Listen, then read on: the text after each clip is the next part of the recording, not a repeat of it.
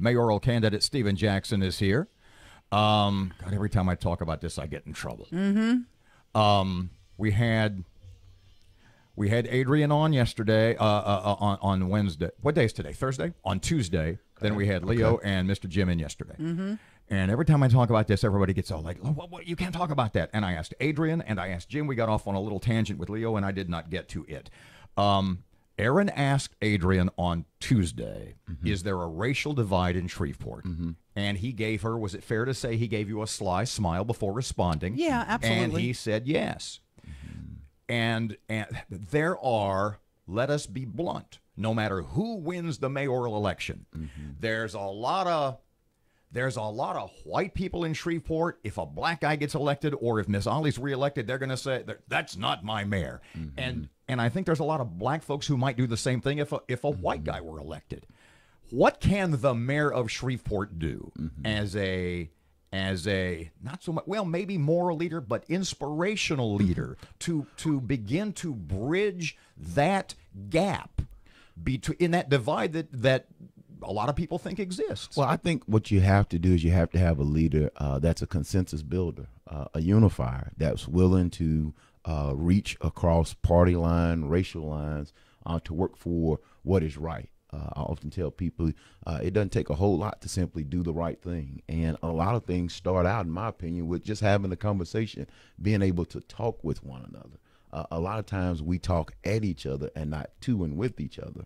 We talk around the issue and not about issues. And so, we have to get back to the days where we're having those town hall meetings, where we're not afraid to go into different areas of town where we feel where individuals may not be accepted in those things. We have to start having that conversation in an honest way, but we also have to not only talk about the racial divide, we have to talk about the wealth and equity divide here in our city as well. That's the biggest problem.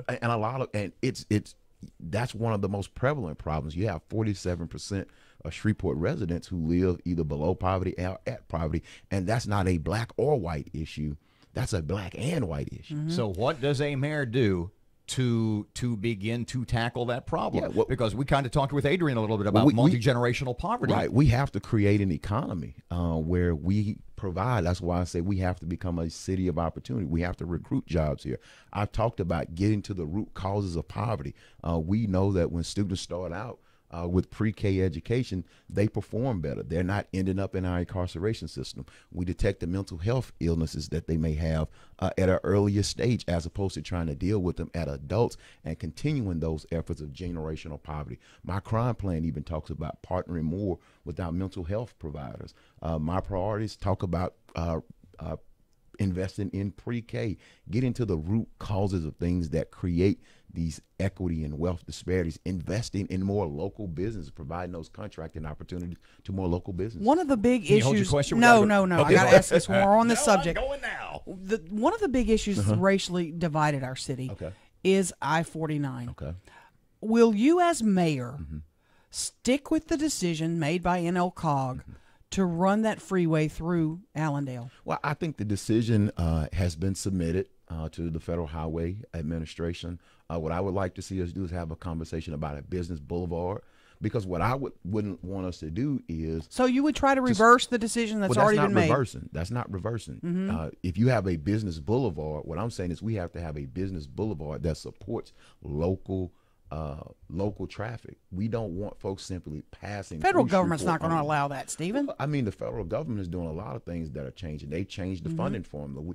We can't talk about putting a highway through somewhere and we don't even have the money. The federal government is now changing the funding formula. So before we talk about any of these things, we also have to talk about how do you even pay for this if this is the direction that the Federal Highway Administration. So now that NLCOG has submitted its recommendation to the Federal Highway Administration, whether I like it or not, that decision now is in the federal government's hand.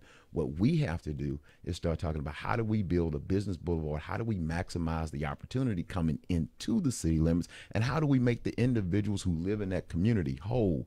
We shouldn't just plow through a neighborhood without making individuals whole.